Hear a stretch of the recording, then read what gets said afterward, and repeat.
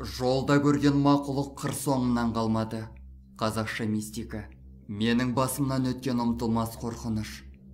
Сол күні мен ауылдан қалаға өз көлігімен жолға шыққан болатынмын.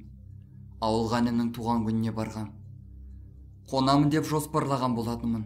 Бірақ басқа жағдайларға байланысты түнгі сағат 12-де жолға шығуыма тура келді. Ауыл мен қаланың ортасы 2-3 сағаттық жапан даламен жүретін жол болатын. Жолда ұйқым келіп, әлсін-әлсін көзім жұмыла берді. Сондықтан радио қосып, сергек болу үшін 1-2 аузыма кофейні конфет салдым. Bir шама уақыт өткен соң алдымнан әйелдің бейнесі көрінді. Бет жүзін көре алмадым. Себебі алға қарай жүріп баратты. Қасынан жаймен өтіп шыға бергім келді.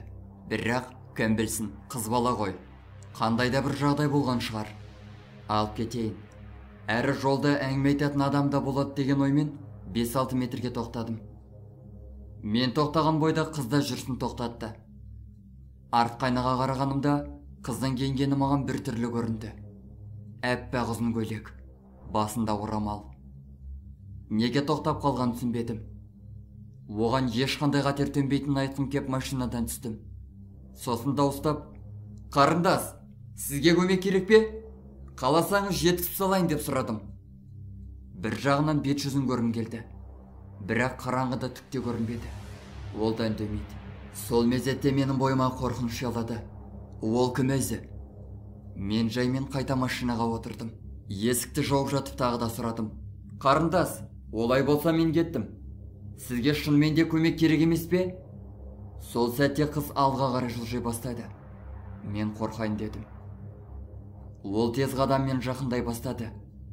Орамалынан бет жүзі көрінбейді. Сол сәтте көліктің артқы шамымен оның қолдарын көрдім. Қолы абарық, тіпті сүйек дерсің. Түсі бозғылтанып, тырнағы ұзын, әрі лас еді. Менің бойымды қорқыныш беледі. Көлікке отыра сала барлық есіктерді құлыптап тастадым. Жүрегім кеудемнен шығып кетердей. Қолдарым дірілдеп, оң жаққа басымды бұрғым келмеді. Себебі есік алдында сол бір мақұлық тұр еді. Кенет көлік қызбай қалды. Ол терезені соға бастады. Мен отырған күйі қорқыныштан қатып қалдым. Терезеге қарағаным сол еді. Қыз деп ойлаған нәрсе жігітке ұқсас. Тіпті айыру мүмкін емес. Ол қап-қара көздерімен маған тура қарап тұрды. Беттер солып қалған, көгерген, тістері ұзын. Сөзбен айтып жеткізу мүмкін емес мақұлық еді. Менің қолым дірілдеп, кілтті бұрап көлікті қыздырдым. Тағы да соқты. 2-3 минуттан кейін жылдамдық 100-ден асты. Алға баса бердім. Сосын сәлде болса да өз-өзіме келдім. Бірақ бұл ұзаққа созылмады. Оң жақтағы терезеден біреу маған қарап тұрған сездім. Жылдамдық 150 км/сағатына болатын. Бірақ ол жанымда жүгіріп келеді. Менің көзіме жас келе бастады. Көлігімнен дауыстап тез жүруін сұрадым. Маған бұл мақұлық бір сәтте терезеден кіріп, мені жоқ қылатындай көрінді. Оған қайта қарауыма батылым жетпеді. Осылай қанша сағат жүргенімді білмеймін. Әйтеуір қалаға жақындап, айналамда көліктер пайда болғанын көріп, жеңілдеп қалғандай болдым. Сонда да оянып кетіп, мұның барлығы түс болғанын қаладым. Жоқ, бұл өңім, бұл шындық. Мен қала ішіне кіріп, өз үйіме қарай жақындадым. 5-ші қабатта тұрамын. Көлігімді парковкаға қойып, шықпай айналама тағы да қарап тұрдым. Жақын жерде бір топ жастар жүрген. Соларды көріп, бойға батылдық жинап подъезге кіріп, үйге де жеттім. Үйде жалғыз өзім тұрамын. Тез етіп ұйқыға жаттым. Кенет даладағы көлігімнен сигнал ойнап жатты. Оянып кеттім.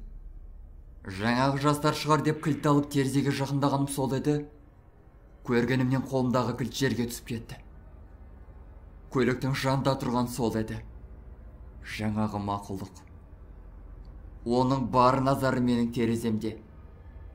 Мен келесі бөлмеден фотоаппарат алып оны түсіріп алдым. Ол сол күйі маған қарап тұрды. Мен өз-өзіме келу үшін жуынатын бөлмеге бардым.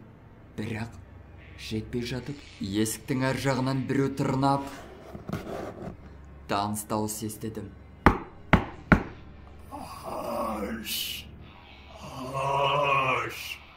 Сол түні мен мүлдем ұйықтай алмадым.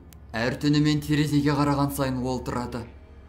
Ол мені қалайда қолына түсіреді. Осыдан қатты қорқам.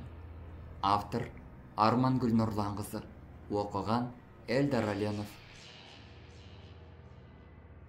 Достар, біздің каналға жазылып, лайк басуды ұмытпаңыздар.